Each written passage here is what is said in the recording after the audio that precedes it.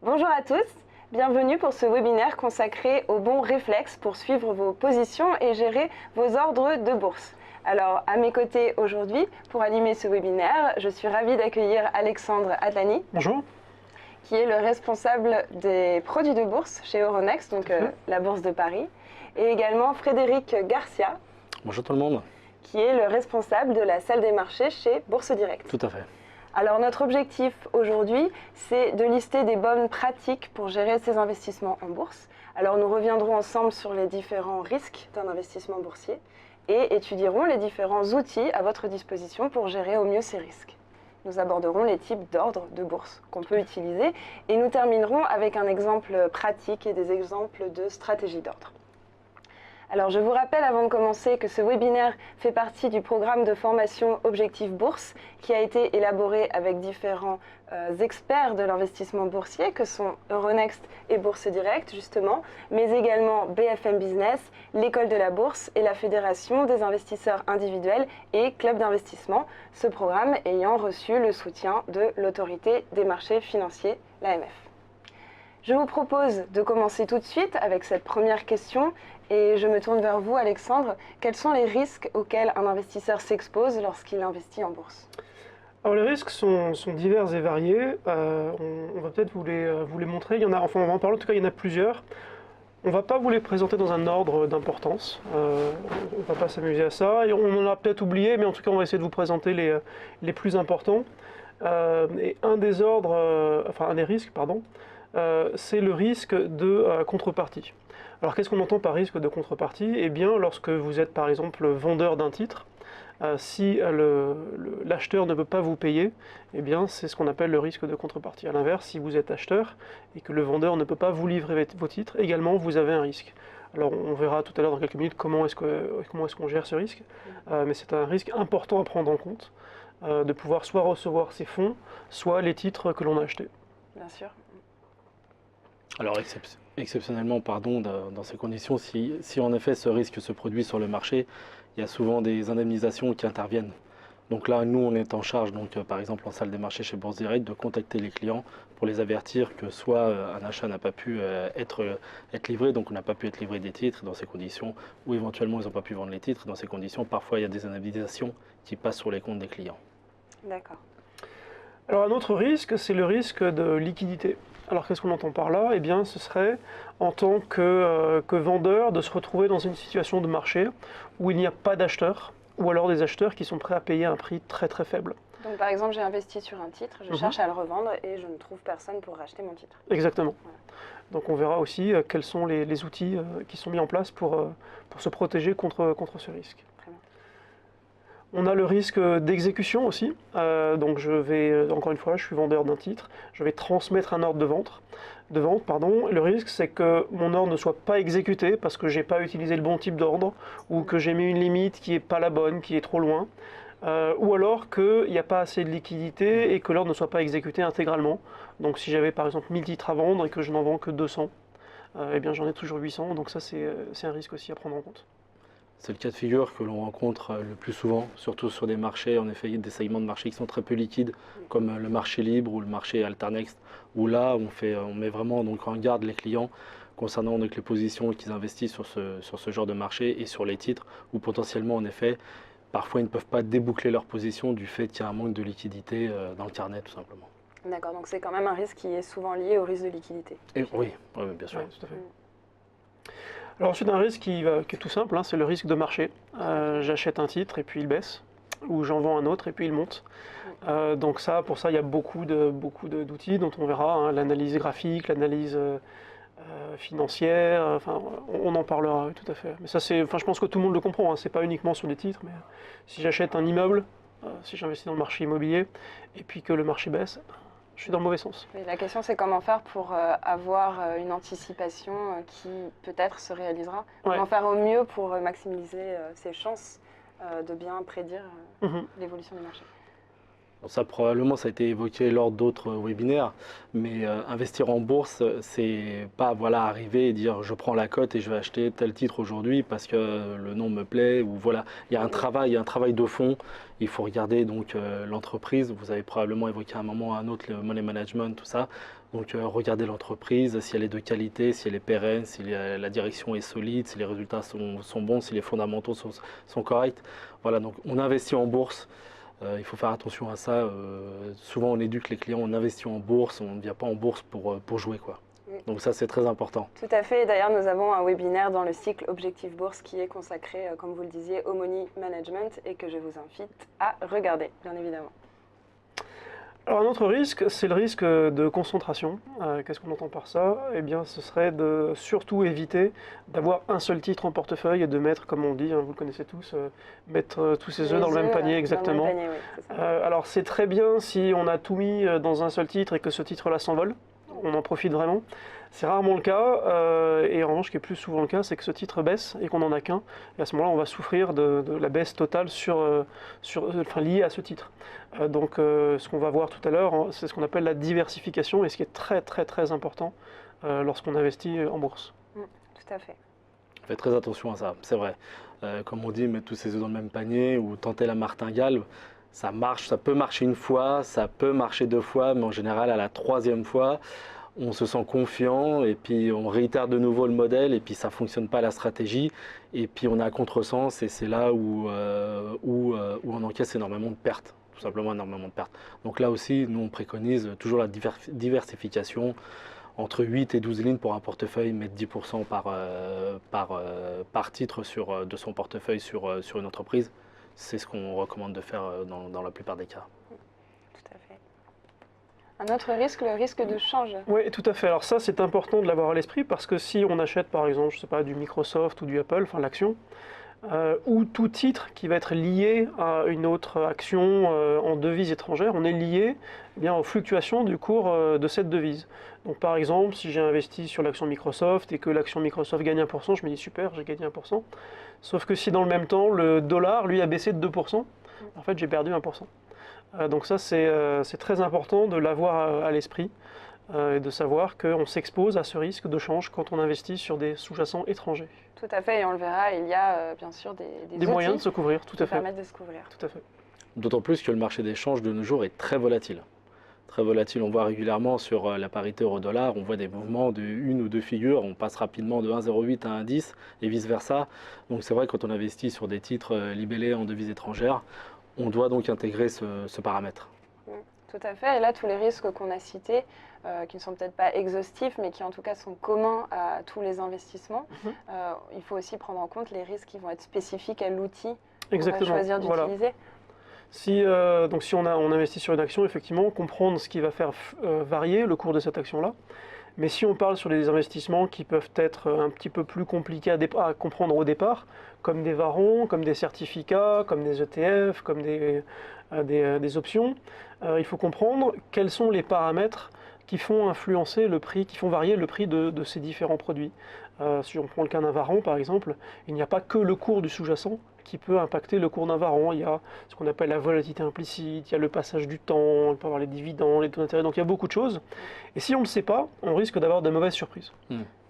Oui, tout à fait. D'ailleurs, nous avons un webinaire qui arrive un petit peu plus loin dans le cycle Objectif Bourse et qui présente justement les produits de levier. Et on insiste bien sur la nécessité de se former avant d'investir sur ce type de produit. Ouais. Et justement pour ça, pour bien comprendre les paramètres qui vont influencer l'évolution du produit et qui ne sont pas seulement l'évolution du cours du sous-jacent, comme vous l'avez bien expliqué dans le cas d'un varan. Exactement. Alors maintenant, est-ce qu'on peut passer aux outils qui vont permettre aux investisseurs de gérer au mieux ces risques qu'on a présentés? Alors, dans le cas si on prend le premier dont on a parlé, qui est le risque de contrepartie, c'est pas forcément une gestion de risque que va faire l'investisseur lui-même, mais c'est ce qui a été mis en place par la Bourse de Paris, par Euronext. Et cet outil, en fait, c'est la chambre de compensation. D'accord. La chambre de compensation, c'est un organisme qui va s'intercaler entre chaque acheteur et chaque vendeur. Si bien que moi, en tant qu'investisseur, lorsque je vais acheter un titre, je ne vais pas forcément l'acheter à la même personne qui était en face de moi et qui lui était vendeur. La chambre de compensation va, en fin de journée, va regrouper tous les ordres d'achat, tous les ordres de vente, va calculer une position nette et c'est elle qui va verser les fonds ou livrer les titres. Et en cas de défaut, eh bien, la chambre de compensation, alors dans le cas d'Euronext, c'est un organisme qui s'appelle LCH Clearnet, eh bien, va servir de garantie, d'assureur.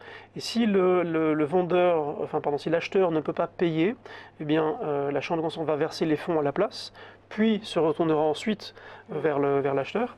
Et si à l'inverse, le vendeur n'a pas les titres à livrer, eh bien, la chambre de compensation va aller emprunter ces titres-là, les livrera à la place du vendeur, puis effectivement, il ira se retourner contre le vendeur pour les récupérer. Mais grâce à ça, on arrive à avoir une exécution des transactions qui est parfaite. D'accord. Alors, on a parlé du risque de liquidité, donc qu'est-ce qu'on peut faire, encore une fois, pour se protéger contre ce risque? Alors, encore une fois, ce n'est pas l'investisseur lui-même qui va faire quelque chose, c'est le marché sur lequel il va négocier. Alors si on prend, on en a parlé il y a quelques minutes, le cas des warrants et des certificats, Euronext a mis en place avec chaque émetteur de warrants et de certificats un contrat d'apporteur de liquidité. Donc l'émetteur s'engage à tout moment à être encarné à l'achat et à la vente pour des tailles qui sont suffisamment importantes, si bien que si l'investisseur est sur un produit qui n'a d'intérêt pour personne sauf pour lui, il aura toujours la garantie que l'émetteur est placé dans le carnet, donc il pourra revendre à n'importe quel moment et dans de bonnes conditions, ça c'est important de le préciser, son produit. Et en fait, ce type de contrat a été mis en place pour tous les produits, on dit qu'ils n'ont pas de liquidité naturelle. Donc par exemple les actions du CAC 40, il n'y a pas d'apporteur de liquidité puisque là on a vraiment le marché qui est très attiré par ces produits, on a une liquidité naturelle, mais sur les 50 et quelques mille warrants et certificats, il n'y a pas forcément de l'intérêt sur ces 50 000 produits à tous les moments. On a pour autant l'émetteur ou l'apporteur de liquidité qui sera tout le temps encarné et qui assure, c'est son rôle, la liquidité. Voilà, donc si moi je détiens un warrant et que je souhaite le revendre, même s'il n'y a pas d'acheteur à ce moment-là sur le marché, j'aurai toujours en face de moi l'émetteur du produit. Tout à fait. Exactement, c'est ça. C'est ça. Également, le mode de trading, donc le carnet d'ordre, aussi joue son importance dans ce qu'on appelle la liquidité, à savoir que sur Euronext, les carnets d'ordre, on dit qu'ils sont ouverts. C'est-à-dire qu'on peut non seulement traiter contre l'apporteur de liquidité ou les apporteurs, il existe des produits comme les ETF par exemple, où on peut avoir plusieurs apporteurs de liquidité, donc ils vont se faire concurrence l'un l'autre. Et puis on a aussi les investisseurs eux-mêmes qui peuvent traiter ensemble et donc améliorer peut-être encore dans certains cas le prix des apporteurs de liquidité. Peut-être Frédéric, un mot sur le risque d'exécution dont on parlait tout à l'heure. Oui, alors comme on l'a souligné, c'est important de choisir son bon type d'ordre. Donc d'une part, c'est que lorsqu'on est sur du titre vif, où là, naturellement, le carnet se fait en fonction de l'offre et de la demande. Donc là, il faut bien faire attention à surveiller donc, la profondeur du carnet, c'est-à-dire bien évidemment les limites qui sont proposées et surtout les titres qui sont proposés en fonction de ces limites. Après, le risque, il est moindre, comme on le soulignait lorsqu'on travaille sur des produits dérivés, puisque ce qu'on appelle le market, lui, est censé animer son produit. À partir du moment, depuis, en effet, comme le soulignait Alexandre, depuis que ce contrat a été signé, ce contrat de liquidité, les markets sont dorénavant toujours présents durant les horaires de cotation. Et ça fiabilise donc les transactions, puisque avant, il n'y a pas si longtemps que ça, on connaissait donc parfois des trous d'air sur certains carnets lorsque les markets se retiraient et que la négociation était toujours ouverte, quoi. Donc les particuliers arrivaient dans le carnet et pouvaient être exécutés à des cours qui ne correspondaient pas à la réalité du moment. Sur le cours aberrant. Voilà, c'est ça, sur le prix du sous-jacent. Donc dans ces conditions, parfois, on avait des annulations de trade ou alors on avait des incohérences dans les exécutions. Après, donc le type d'ordre, on aura l'occasion de le voir par la suite, bien choisir son type d'ordre en fonction de la liquidité donc, qui est proposée sur le carnet. Tout à fait. Et donc le risque de marché qu'on voyait tout à l'heure, peut-être un mot dessus Alexandre, comment faire pour essayer d'avoir la meilleure anticipation possible? Alors comme l'évoquait Frédéric, ce qui est important c'est la recherche. S'informer, savoir sur quoi on investit, alors en termes de produits certes, mais surtout sur le titre ou le titre sous-jacent au produit qu'on va acheter. Et pas se dire, comme le dit Frédéric, j'aime bien le nom de cette société, donc j'investis là-dessus. C'est très important de savoir quelles sont les perspectives de telle ou telle société par rapport à ses concurrents, par rapport au marché. Donc il y a un premier travail, c'est qu'on peut être expert dans n'importe quel produit, mais si on est toujours dans le mauvais sens, parce qu'on ne s'est pas informé sur qu'est-ce qui risque de se passer sur le sous-jacent, on sera toujours perdant. Donc l'information financière est très très très importante. Il y a toujours un travail de recherche à réaliser, quoi. Et nous, on le voit avec les clients. Les clients qui en général réalisent des profits, ce sont des clients qui étudient au quotidien la presse financière, la presse économique, qui connaissent bien les entreprises. Voilà, on n'arrive pas par hasard en bourse à gagner de l'argent. Il faut travailler, il y a un travail de fond. Donc après, connaître les produits dérivés, c'est une chose, comment est-ce qu'ils fonctionnent, les paramètres qui interviennent et tout, mais connaître les supports, les sous-jacents, c'en est une autre, il faut impérativement travailler. Alors après, on a différentes méthodes, hein. On a l'analyse graphique et technique. Aujourd'hui, les marchés sont de plus en plus, du fait de la volatilité et du fait des cycles de plus en plus courts, les marchés sont souvent régentés par le technique. Donc des fois, on a ce qu'on appelle le trading haute fréquence, des automates et tout qui interviennent sur le marché. Mais malgré tout, le fondamental, à un moment ou à un autre, parvient à prendre le dessus. Après, sur des cycles plus ou moins longs, mais le fondamental, c'est important. Il faut bien connaître les entreprises dans lesquelles on investit. Tout à fait. Oui, là on parlait à l'instant d'analyse graphique ou analyse technique. On a un webinaire qui sera consacré aux bases de cette discipline qui arrive dans quelques jours dans le programme Objectif Bourse. On parlait tout à l'heure de la diversification. Donc voilà, c'est un moyen d'éviter le risque de concentration. Peut-être quelques mots supplémentaires par rapport à ce qu'on a pu déjà dire tout à l'heure. On peut prendre un exemple qui est simple à comprendre. Si on prend l'indice CAC 40, il est beaucoup moins volatile que n'importe quel constituant de l'indice lui-même. La volatilité, c'est l'amplitude des mouvements et la fréquence des mouvements, tout à fait. Exactement. Et c'est ce qu'on observe sur tous les indices. Ils sont tous moins volatiles que les constituants de chacun de ces indices, justement. Parce que même si on va avoir, donc le CAC 40, on a 40 titres, même si on en a un qui perdait 10% sur une journée, en général, les autres ne vont pas perdre autant. Voire ne pas perdre. Et donc cette baisse de 10% va être atténuée par les autres composants de l'indice. Et en fait, avoir un portefeuille, c'est constituer un indice. C'est à peu près la même chose. On va mettre différents titres dans son portefeuille. Alors il y a des façons de les choisir. On peut effectivement on peut non seulement diversifier les titres, mais aussi diversifier les secteurs. Par exemple, pas mettre que des actions de la branche télécom ou de la branche internet, mais faire un peu, je ne sais pas, de pharmaceutique, d'industriel. Donc aussi diversifier les secteurs sur lesquels on va prendre ces titres, parce qu'ainsi un jour les télécoms sont en baisse, peut-être que les bancaires seront en hausse ce jour-là. Donc on va aussi diversifier dans ce sens-là. Et puis on peut aussi diversifier les produits. Non, pas faire que du Varan ou du Turbo. On peut faire des actions, on peut faire des Varans, on peut faire des ETF, on peut faire de l'obligataire. Oui, on présentera d'ailleurs en clôture du programme Objectif Bourse les 100%, les certificats 100% et les ETF comme outil de diversification justement. Mais on en revient au dernier risque qu'on a présenté tout à l'heure. Il est important de bien comprendre le fonctionnement de ces produits et de se renseigner avant d'investir dessus. Mais ça peut permettre d'avoir accès, un ETF par exemple, ou un certificat 100%, à des titres ou des zones géographiques qu'il serait difficile de mettre en portefeuille autrement. C'est aussi un des avantages de tous ces produits-là. Plutôt que d'essayer d'aller acheter des actions chinoises, par exemple, sur le marché chinois, on peut acheter un ETF ou un certificat en bourse de Paris qui aura pour sous-jacent le Hang Seng ou le Nikkei ou autre. Ce qui permet d'être exposé à des dizaines ou des centaines d'entreprises d'un pays, par exemple un pays émergent, pour lequel il serait difficile d'avoir la connaissance en termes, voilà, la connaissance technique pour bien sélectionner et macroéconomique pour bien sélectionner les entreprises. Et en fait, la sélection est faite par la personne qui crée l'indice sous-jacent à l'ETF. Et ça élude le risque de change qu'on a déjà évoqué. Le prestataire de services d'investissement, le PSI, il y a aussi, pour le client, il y a aussi une question de coût. Il est plus abordable de traiter sur des produits donc, qui sont proposés par Euronext. Les coûts sont moindres que sur des produits si on va directement acheter sur la place d'origine. C'est-à-dire que si on va acheter en effet sur des marchés asiatiques ou même des marchés nord-américains où les coûts sont plus importants. Et en plus, le PSI ou le prestataire de services d'investissement n'a pas forcément vocation à vous proposer tous les marchés, bien au contraire. Pour des questions de réglementation, comme on l'a vu tout à l'heure, de chambre de compensation qui doit fonctionner. Souvent, il y a on le voit notamment sur les marchés nord-américains, sur des segments, donc ce qu'on appelle les penny stocks, le pinch sheet, tout ça, où là, régulièrement, il y a des défauts de règlement livraison de titres. Donc, voilà, le fait de pouvoir intervenir directement via un tracker, un ETF et tout, qui regroupe tout ce type de marché, c'est plus sécurisant pour l'investisseur. Tout à fait. Donc là, nous venons de parler d'un risque qu'on a présenté tout à l'heure, le risque de change. Donc on a des outils qui sont à notre disposition en tant qu'investisseur pour se couvrir, se prémunir contre ce risque de change. Tout à fait. Alors là, c'est un type de produit dont il y aura un autre webinaire, comme vous le disiez. C'est plutôt les varans et les turbos. Grâce à ces produits-là, on va donc garder son investissement sur une action américaine, par exemple, et on va simplement couvrir le risque de change lui-même. Donc on ne prendra pas une position sur un varan ou un turbo sur Microsoft, mais à ce moment-là sur l'euro-dollar.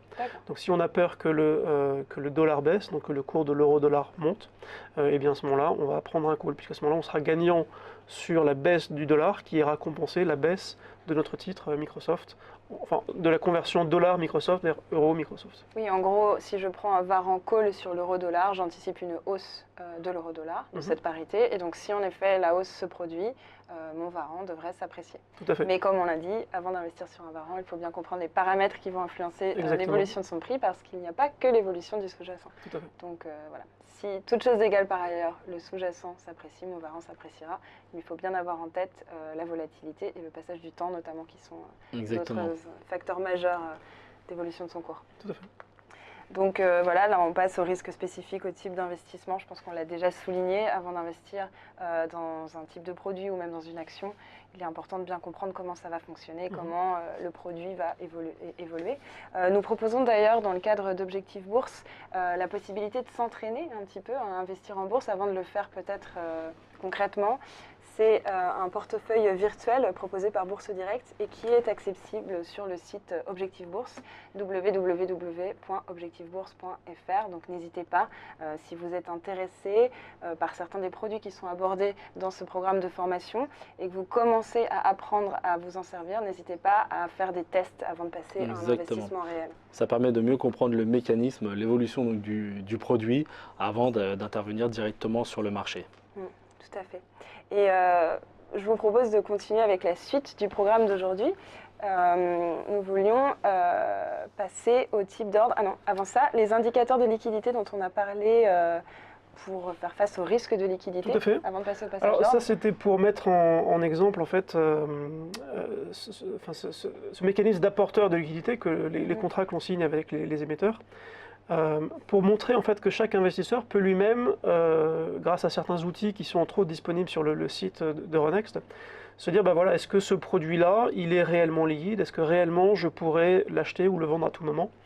Et lorsque vous allez sur le site d'Euronext, que vous tapez le code ISIN ou mnémonique de n'importe quel varan, turbo ou certificat, sur la page sur laquelle vous allez arriver, il y a une section qui s'appelle apporteur de liquidité. Le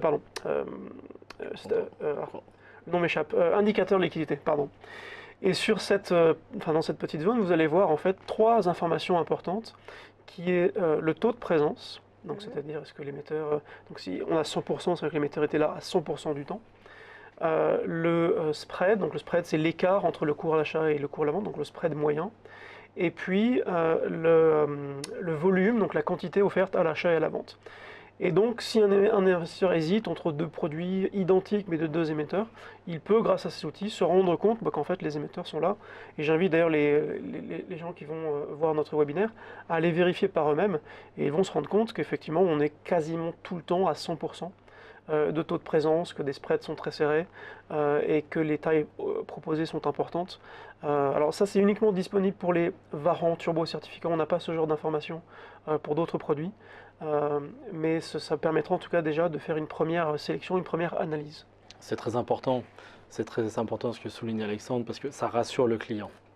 Ça rassure le client, ça lui permet de dire voilà, je peux investir sur ce produit-là parce que j'ai la garantie qu'aujourd'hui je peux acheter, mais que demain ou après-demain, ou même parfois dans la journée, je pourrais solder si jamais je ne suis pas, comme on dit, dans le bon sens, c'est-à-dire je suis à contresens. Je pourrais solder le produit à tout moment, durant bien évidemment la plage de cotation. Mais ça, c'est très très très important. Donc nous, on recommande vivement aux clients, en effet, d'aller d'abord s'assurer que le produit est liquide et que la contrepartie, enfin que le market est là en permanence, de manière à pouvoir investir en toute sérénité. D'accord. Et l'étape suivante, une fois qu'on s'est assuré de la liquidité de ces produits et qu'on peut passer des ordres dessus, qu'il y aura quelqu'un en face, la question qui se pose, c'est comment gérer mes positions et donc quel type d'ordre je vais pouvoir passer une fois que je suis investi sur un produit. Donc nous avons un tableau qui va s'afficher à l'écran et qui récapitule les différents types d'ordres à la disposition des investisseurs qui investissent en bourse. Voilà. Alors, on a mis sur ce tableau les ordres principaux. Il en existe beaucoup d'autres qui sont parfois plus complexes, parfois plus réservés à des investisseurs professionnels. Mais lorsque l'on connaît déjà ces quatre-là, on est déjà pas mal. Alors, on a ce qu'on appelle l'ordre au marché, l'ordre à court limite, l'ordre stop. Alors, l'ordre stop, il a plusieurs noms. On le connaît sous le nom de stop loss, seuil de déclenchement, plage de déclenchement, stop on quote, ça c'est uniquement pour les warrants et certificats. Et puis l'ordre qui est valide pour clôture. Alors si on regarde le détail de chacun de ces ordres, le plus simple c'est l'ordre au marché. On n'a besoin que de 3 infos pour passer un ordre au marché. Bien sûr le code du produit ou du titre sur lequel on souhaite se placer, le sens, est-ce qu'on est acheteur ou est-ce qu'on est vendeur, et puis la quantité, pour combien de titres est-ce qu'on souhaite acheter et vendre. Donc ça c'est un ordre qui est très simple. On peut, si on souhaite, préciser une date de validité. Et puis si on rajoute une autre info qui est le cours limite, et bien à ce moment-là on se retrouve avec un ordre à court limité. Et on va préciser en fait le prix maximal auquel on est prêt à acheter ou le prix minimal auquel on est prêt à vendre. L'ordre stop on quote, on reprend donc les mêmes informations, code, sens, quantité. Et cette fois-ci on va préciser un ordre stop, un court stop. Alors, qui sera à l'inverse en fait de la limite de l'ordre à court limite. On précisera le prix maximal auquel on est prêt à vendre, mais en cas de baisse du marché. C'est-à-dire que si j'ai un titre qui aujourd'hui cote 100 euros, et que le marché tombe à 90, je me dis je vais couper ma position, je ne suis pas dans le bon sens, je vais sortir maintenant. Et donc on indique voilà, avec un ordre stop, à partir d'une baisse, si on descend à 90 euros ou en dessous, je coupe, je vends. Également, on peut faire l'ordre inverse, c'est-à-dire un achat stop. Et cette fois-ci, on n'a pas de titre en portefeuille, mais on se dit, bon, on est à 100, si ça monte à 105, 110, c'est que d'après mes analyses, d'après mes recherches, je pense que vraiment il y a un potentiel, on a enfoncé un plafond et on va monter très haut, donc à partir de 110, j'achète.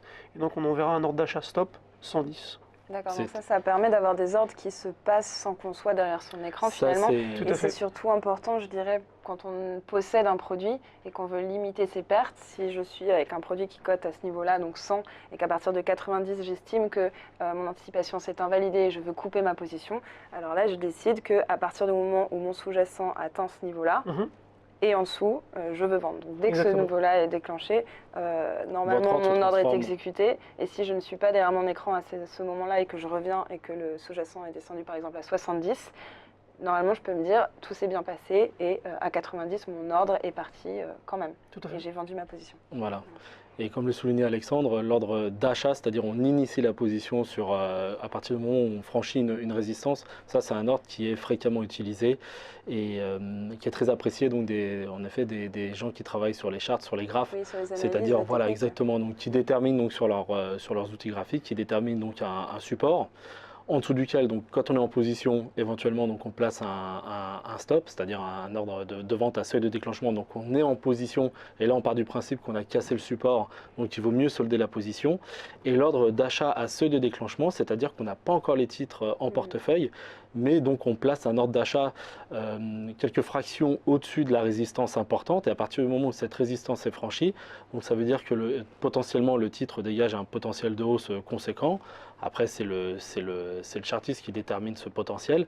Donc, il n'a pas les titres en portefeuille, mais à partir du moment où on franchit ce niveau, son ordre se déclenche. Et là, et donc, à partir de là, il devient donc possesseur des titres, détenteur des titres.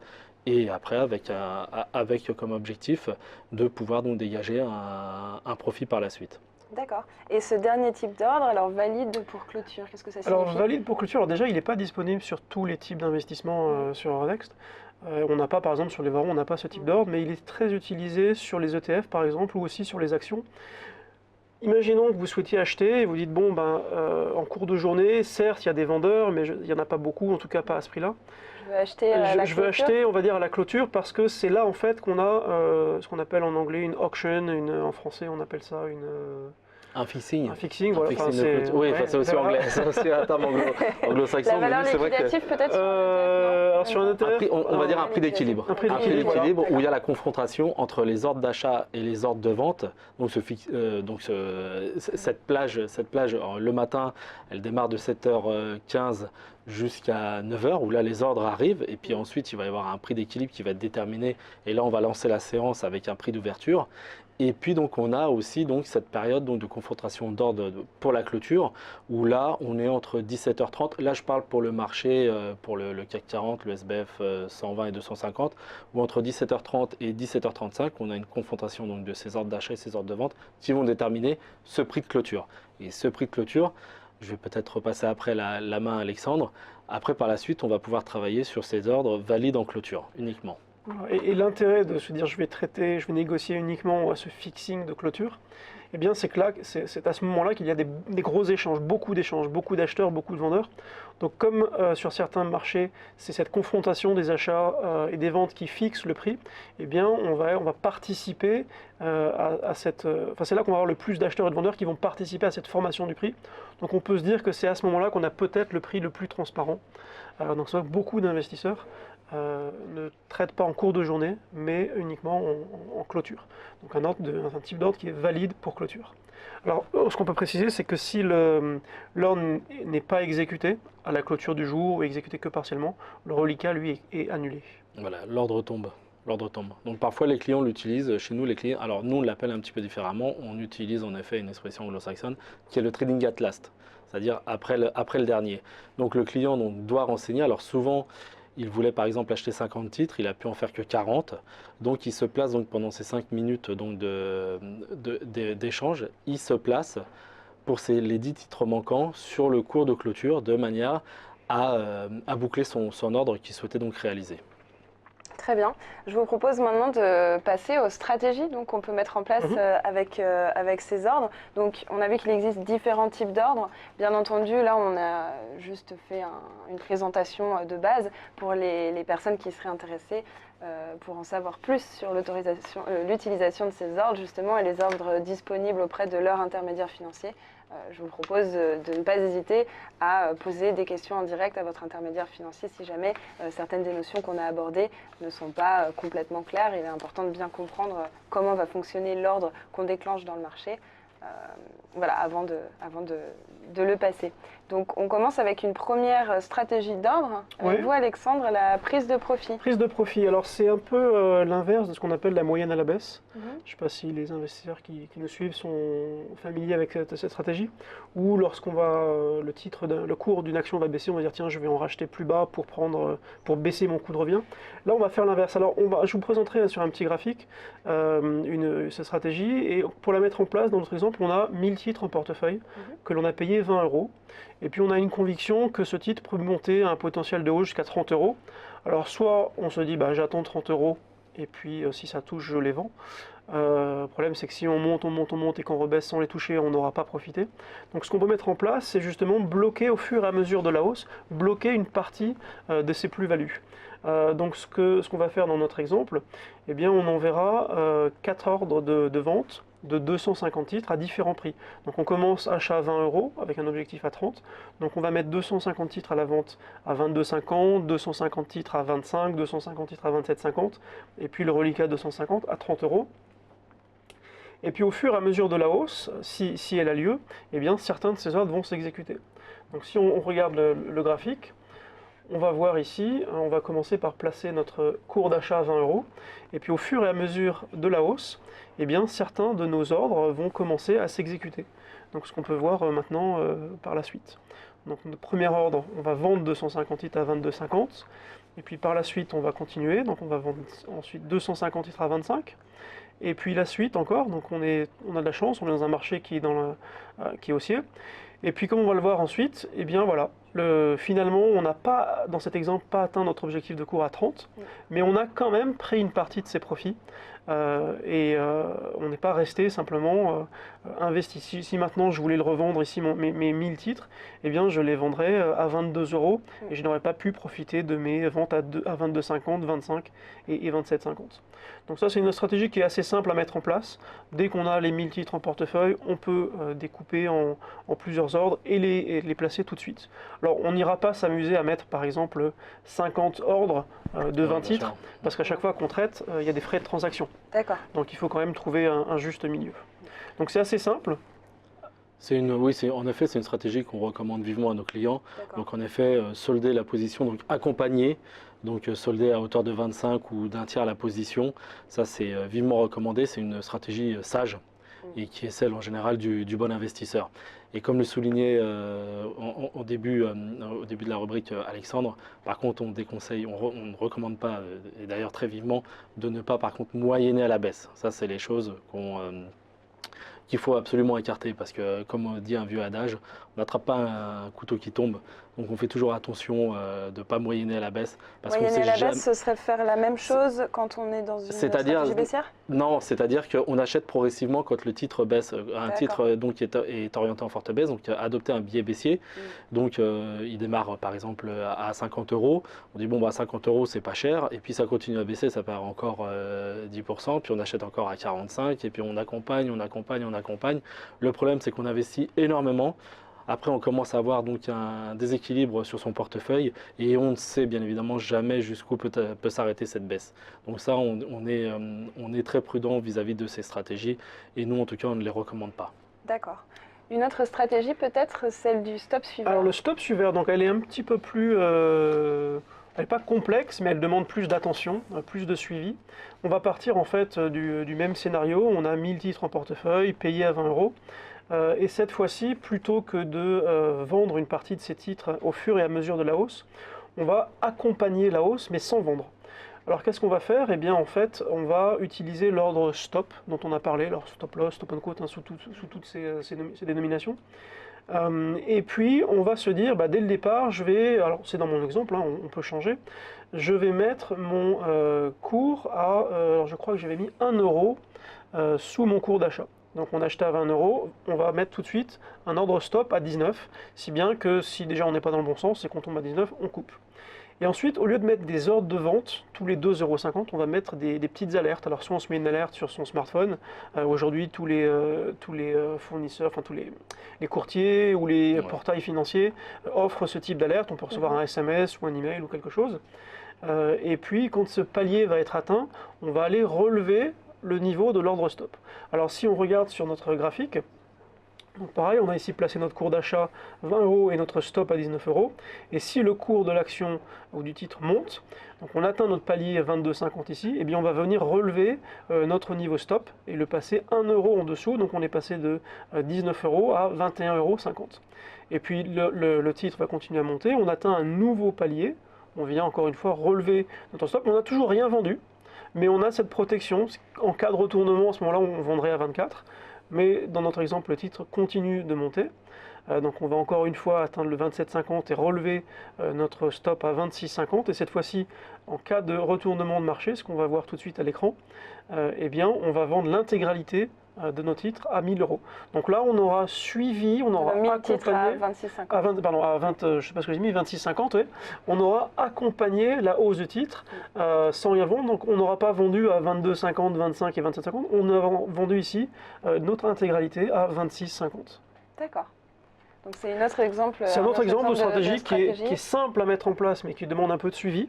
Parce qu'il faut aller monter le niveau de son palier, mais je crois que chez Bourse Direct, il existe des ordres qui font ça automatiquement. Tout à fait, donc à travers notre marque AB System, donc on a la possibilité donc, de placer des ordres stop suiveurs, c'est-à-dire comme le précisait Alexandre, en fonction donc, du cours, soit on le fait donc, par rapport donc, au prix, ou alors éventuellement par rapport à un pourcentage, on détermine un pourcentage, et donc durant cette phase de progression, donc l'ordre va se décaler. Alors après, bien évidemment, il faut instruire, comme pour tout type d'ordre, une quantité et une validité, mais l'ordre va se décaler et va accompagner donc la progression du titre. Et à partir du moment où On ne vendra bien évidemment pas au plus haut, mais à partir du moment où on va revenir un petit peu en arrière sur le cours du titre, dans ces conditions, notre stop va intervenir sur le marché, va avoir son incidence et donc va déclencher l'ordre de manière à solder la position. Et donc on aura sécurisé une partie de la progression, donc une partie des gains.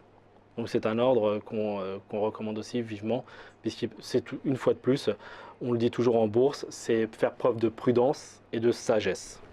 Très bien. En Merci. bourse, il s'agit de durée. Il s'agit de durée. Donc c'était donc une petite introduction à ces réflexes qu'on peut adopter pour gérer au mieux ses positions en bourse. Merci beaucoup Frédéric Garcia, responsable de la salle de marché chez Bourse Direct. Mais c'est moi. De nous avoir accompagnés aujourd'hui. Merci Alexandre Atlani, responsable des produits de bourse chez Euronext, la Bourse de Paris. Merci à tous de nous avoir suivis. Si vous avez la moindre question sur ce webinaire, si vous souhaitez voir les autres webinaires qui font partie du programme de formation Objectif Bourse, ou si vous souhaitez tester vos connaissances au sein du portefeuille virtuel qui vous est proposé par Bourse Direct, n'hésitez pas à vous connecter sur le site www.produitsdebourse.fr. Merci à tous. Merci.